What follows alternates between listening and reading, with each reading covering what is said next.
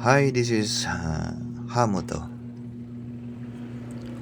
Ito pala yung bago kong Honda PCX 160 2024 Combi Brake System version or CBS. Ito ay nabili ko ng 135,500 pesos at kasama na yung 3 years na registration with complete freebies. Ito pala yung kauna-unahan kong motor na scooter na 160cc. At ang unang impression ko is maganda talaga. Pero may pagbabago konti sa iyong handling, lalong-lalo na sa mga buttons like yung serbato, yung busina, yung braking, kasi yun nga, nasa kamay na lahat ng brake mo. Like dati, matagal na po kasi akong nag-ride, siguro mga 20 years bago ako nagkaroon ng scooter. Pero dati kasi 20 years na kasi ako nagda-drive, tapos ngayon lang ako nagkaroon ng scooter na medyo mataas yung cc. Hindi naman kataasan, pero goods na.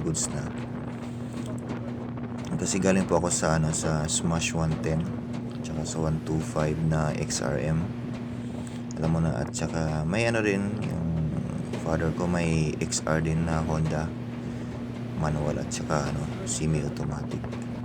At alam mo, mahirap kasi lalo sa semi-automatic talaga ako nababad. At doon ako medyo nababad ng sobrang tagal. Kaya yung kamay ko hindi sanay sa braking system ng mga scooter ngayon. Pero napag-practice naman. At first, dahan-dahan lang talaga. Kasi maninibago ka talaga. Like me na minsan nakalimutan ko mag-brake. Kasi nga, pag halimbawa, tsaka yung ng gear up, lalo na pag galing sa stoplight. Tapos minsan pag ako, bigla ako nagpo-push siya yung paa ko kahit nandun ako sa mat board, alang hiya. Pero okay naman mga paps, wala namang problema sa masasanayan mo rin. Tsaka yung sa braking, minsan nakakalimutan ko mag-brake. Buti na lang sanay ako nag-handbrake sa motor ko, kaya once na mag-click na yung ko, ay, ito pala yung brake ko sa left.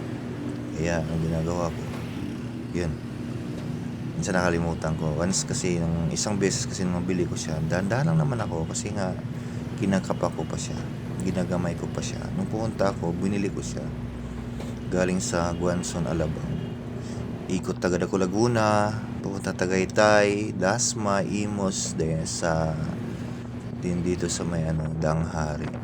Nandun sa pagdasma yung pababa na ako galing Silang, may biglang sa akin nag-cut.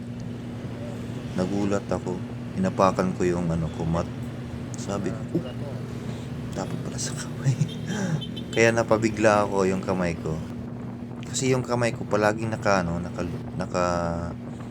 nakalukot lang yung kamay ko. Kasi nga sanay ako sa handling ng automatic. Diba? Walang hawakan doon, walang brake lever doon, walang clutching doon, diba? Kaya natakot ako. Pero nasanayan ko na rin. Kaya palagi kong una talaga ang ginagawa ko, nilalagay ko yung dalawang daliri ko dun sa lever ng brake lift. Sinanay ko na talaga. Paunti-unti lang naman. And in terms of power naman, wala naman siyang problema. Sobrang lakas po humatak nito. Isipin mo naman, naka 15 Newton meter at 15.8 horsepower. Wala talagang problema. At saka napaka-smooth po ng ng takbo niya. Wala kang problema. Mangbilis. Overtaking, no problem. Ang bilis talaga, wala kang problema, hindi ka mabibitin kahit may angkas ka. At saka sa brake niya, walang problema. Disc brake, sobrang ganda. At isa pang malagdag ko is yung sa gulong lang niya, medyo first time akong nag-skid siya nung medyo wet, na bigla kong piniga yung accelerator, medyo nag-skid siya. Sabi ko, iba talaga tong gulong na to. At saka in the future, pag napudpud na to, bibili ako ng bago, Michelin. Kahit naman doon sa maliit ko na motor, yung Smash ko, Michelin lahat ng gulong nun. At wala akong problema talaga sa sa kahit na wet na daanan, walang problema. Hindi talaga nag-skid yon kahit kailan. Hindi ako tsaka sa braking system din niya, dapat marunong ka rin timpla-timpla, lalo dun sa semi-automatic. Timplahan mo talaga.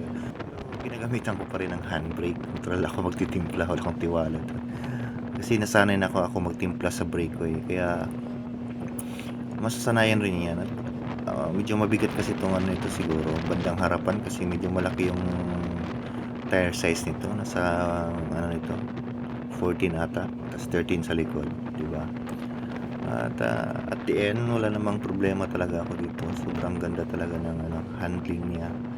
Yun lang sa mga buttons at saka sa brake lever na ninabago ako. Wala. At sobrang cool ng motor na to. At napaka hayahay sakyan. Lalo sa long drive siguro nito, at hindi ko pa na-testing to. Siguro pag nakuha ko na yung ORCR, saka ko pa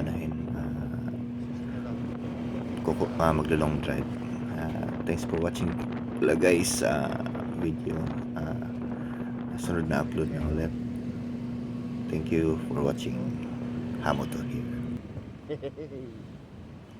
Hello.